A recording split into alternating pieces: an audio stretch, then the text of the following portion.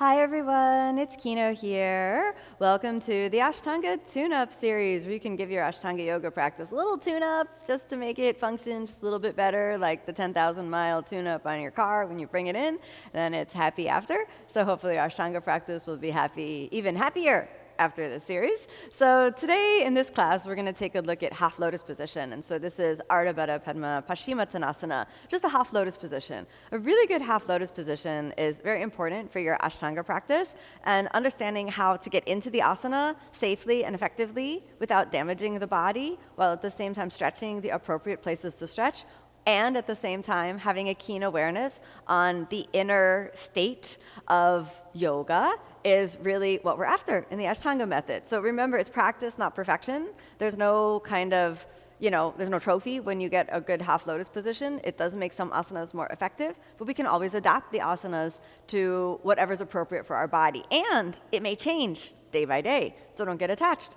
to any one different version of the asana. All right, let's start off in Dandasana position, and then we will work this step by step. So first stage, and we're going to do both sides, but we'll start off with the right side. The first idea is we're going to close the knee joint. So closing the knee joint is the beginning of your half lotus position. If you cannot close your knee joint, you could take an object probably smaller than this and place it behind your knee. And a lot of people find that that actually gives them a little bit of support for the ACL to be able to close the knee joint a little bit more safely, so you could try that.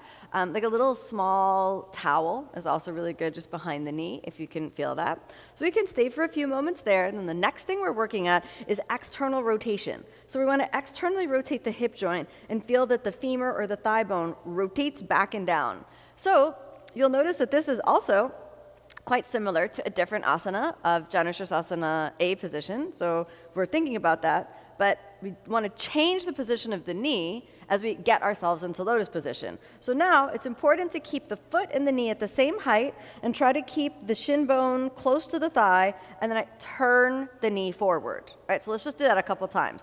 The knee is out to the side. We're going to feel that they lift the foot up into the belly and turn the knee forward. So we're trying to get a sliding, gliding action in the ball and socket of the hip joint, very much like a joystick. The extended leg is going to remain activated. And even here, despite that work, I'm still not fully articulated in lotus position. There's a little bit of space between the calf and the thigh, and the ankle and the thigh, and I'd like to close that gap. Additionally, the instep of the foot is not exactly at the hip crease, and I would really like the instep of the foot to be closer to the hip.